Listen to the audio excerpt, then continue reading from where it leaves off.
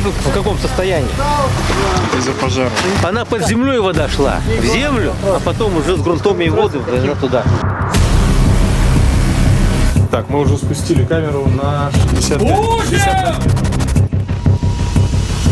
Там где-то сразу сдохнешь. Потерять сознание можно. Отметка минус 20.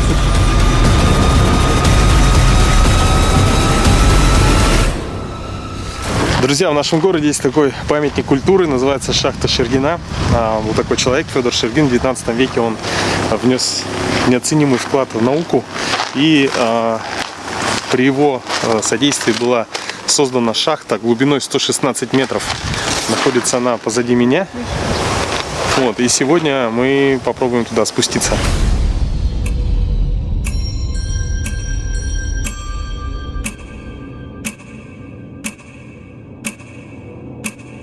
Да, ну что, На метан, давайте на все запустим эту остальное камеру есть. вниз. Они дешевые. А на углекислый газ нету, они дорогая. 60-80 тысяч. Так, ну, бога. Валя, камера пошла ровно. Он идет по максимально вниз. Мы его на толком нуле пускаем. Если дойдет до дна, то ракета начнет. Так, понял. Инопланетяне! Ко мне тут какая-то тарелка спускается. С прожектором. Ладно, я поймал камеру, держу, вы давайте.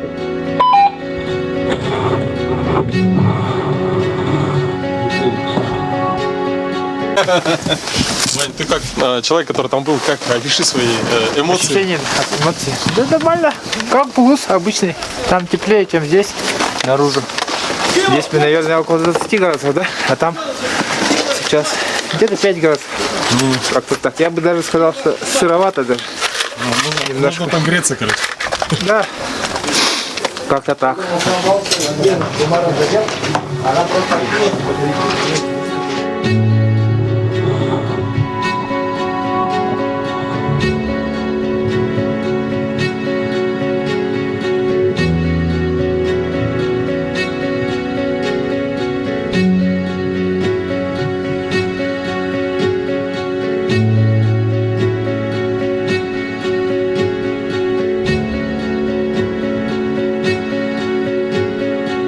Это шахта Шергина, конечно, вот знаменита тем, что в 1827 году Федор Шергин решил прорыть здесь колодец для, в общем-то, добычи воды. Она, как бы, задача была чисто практическая – достать воду, да. И когда он начал вглубь идти, воды-то и не было, была сплошная мерзлота. Это, в принципе, благодаря вот этой шахте Шергина, да, когда здесь уже пришли ученые, да, вот, и увидели, что в этой шахте нет воды, а здесь сплошная мерзлота. В общем-то, а для них это тоже было интересно. Это было впервые в мире. Поняли, что мерзлота, она имеет не только, скажем, вот, имеет свою мощность, да, свою температуру. Они прямо стали его просить, а он уже, в принципе, видит, что воды нет, он прекратил уже работы все. И ему сказали: копай дальше, мы тебе будем, как бы, компенсировать твой труд. Дали ему специальный там градусник, чтобы он стал вести замеры. Постоянные, системные замеры вечной мерзлоты. И вот благодаря этой шахте у нас впервые в мире были произведены замеры вечной мерзлоты. Впервые мир узнал о городе Якутске, что существует город благодаря этой шахте. И эта шахта дала толчок целой науке, возникла целая наука геокриология. Вот благодаря вот этому памятнику. Поэтому это, в общем-то, ну, я знаю, это важный, главный и, в общем-то, важнейший объект культурного наследия, который надо оберегать, и не только оберегать, надо его сделать достойный подход к нему, чтобы это было, в общем-то, могли туристы, и не только туристы, горожане, жильцы там нашей республики, кто приезжает в Якутск, они могли посетить здесь и увидеть этот объект и прикоснуться к такой истории.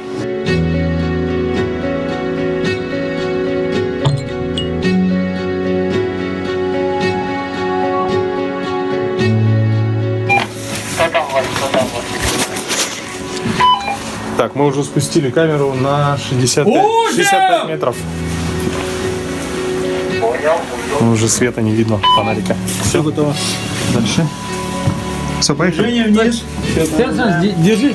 Я сейчас это уйду.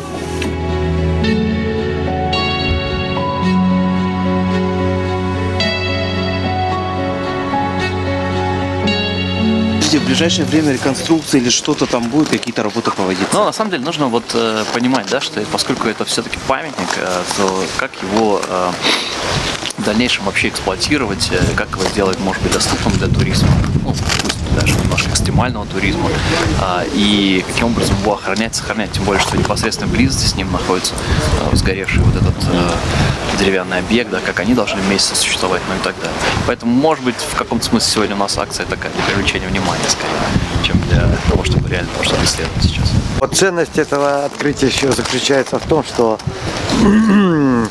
собран многовековой ряд наблюдений, понимаете, за этим феноменом, который мы называем вечная мерзлота. Вот. Это было сделано благодаря, конечно, в первую очередь купца Федора Шергина. И мы его, вот, ученые-мерзлотоведы, называют этот объект не просто памятником культуры, как вот сейчас принято его называть, мы его называем памятником еще и науки. Ученые вообще называют этот объект колыбелью мерзлотоведения.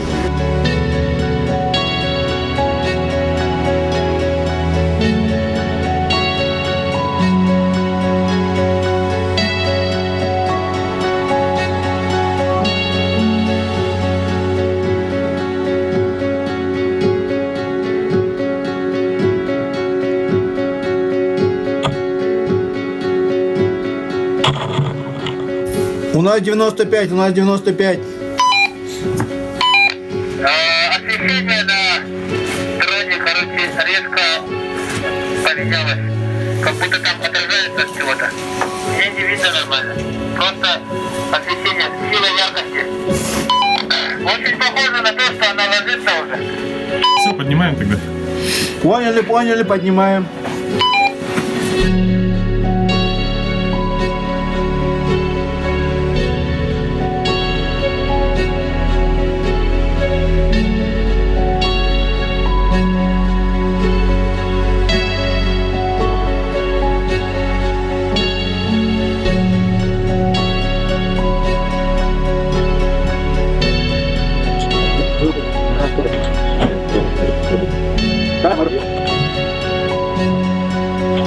Пользуясь освещением.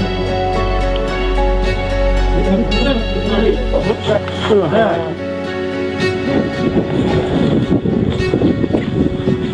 Так, ну что, друзья, сейчас будет спуск до отметки 20 метров.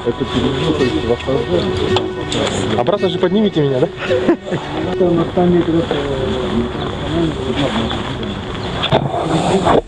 Ну что, поехали?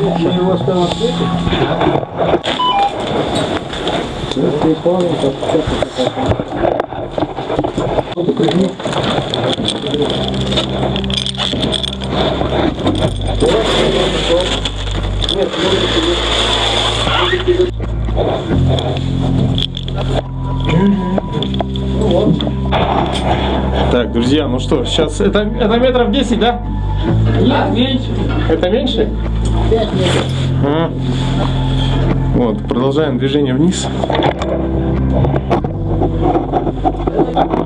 Тут лед такой красивый.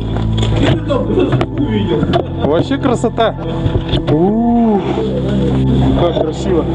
Смотрите, какой лед. Красота.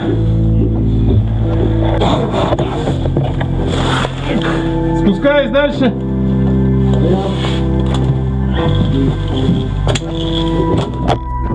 Сосульки опасные, да? Ну, сосульки лучше не скидывать. До тебя еще сколько метров? Это 7-8. Отметка минус 20. Вот Иван здесь. Иван сегодня здесь уже дежурит. Вот, так что такие вот сталактиты. И вот это старый трос Это послевоенный? Послевоенный. Ученые спускали свои аппараты, когда измерения делали. В послевоенное время, несколько лет, они проводили тут измерения температуры своей, там, ну и прочие научные работы. Пока она у них не оборвалась. Оборвалась, потом после этого люди не спускались. То есть, а как она оборвалась и почему она здесь? Вот этого, таких подробностей мы не знаем. Ну, потому что она идет до самого низа. Да. Это один трос, за мной второй трос. Как там система у них была, я не знаю. Это в 40-х годах было. Вот, видимо, несколько лет они отработали, потом эта штуковина у них оборвалась, потом перестали, говорят, спускаться уже отсюда. Слушай, а тут, говорят, отверстия какие-то через каждые 10 метров, не видел? Вот такие вот штуки есть, где вот бревна нету. Ага. Это вот вообще бревна нет. Я вот стоял тут пока ждал. Вот такая штуковина есть. Есть, возможно, Скорее всего, туда и ставили замеры. термометры этого. Вот. Вот эта вот пробка, да, вот, ну, вот лед, который. Ага. Пробка, проход здесь был около полуметра. Все остальное во льду было. И толщиной где-то 2,5 метра это все мы раздолбили, почистили. Вот этот вот настил я вот сегодня забирал, чтобы камеру спускать, полностью был, чтобы лед сюда отдалбливать и отсюда уже вот лопатой убирать отсюда наверх. Вот. Чтобы на будущее, если что, со 116 метров не доставать весь этот лед. Вон там вот трос видно, вот этот особенно. А этот вот стоит, об него этот лед, много льда, этот трос тоже. Круто.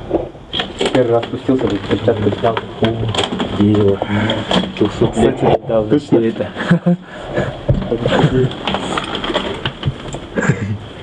Тепленькая.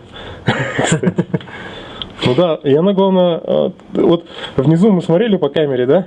Там вот тоже он такой, не подгнивший, ничего. То есть, видимо, такая температура.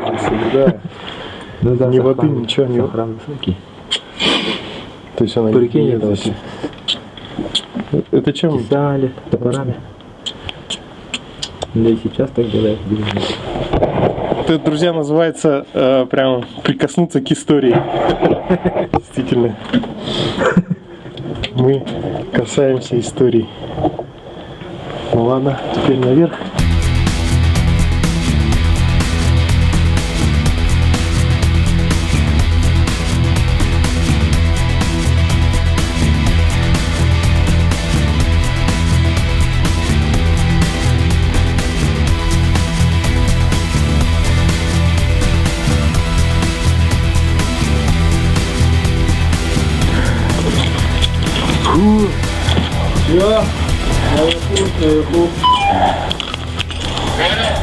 Все ради безопасности. Да, все ради безопасности. Так-то зимой только копали. А, летом не копали? Нет, там летом сразу сдохнешь. Потерять сознание можно. Углекислый газ, он же тяжелый, холодно спускается вниз. А наверху минус 4, здесь плюс 20, например, да? Поэтому холодный воздух углекислым газом богат остается внизу, и кто туда спустит, сразу все. А зимой там минус 4, здесь минус 30.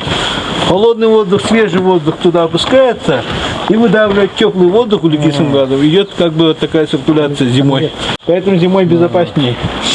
Но все равно нужно знать, что там за газ, да, внизу. Нет, ну там в основном углекислый газ, может быть только, который истекает отсюда. Потому что процессы гигиены не идут, сероводород не выделяют, метана там нет. Вот именно углекислый газ только опасен. Вот его у нас датчика нету, блин. Он очень дорогой. На метан, на сероводород, на угарный газ, взрывные газы и так далее. 5, 6, 10, есть, 12 тысяч. Да, такие есть. А вот на углекислый газ, я в сайте посмотрел, 30, 40, 50, 60, 80 тысяч. Канарейку надо вниз спустить. Столько канареек у нас не будет. Навернешь.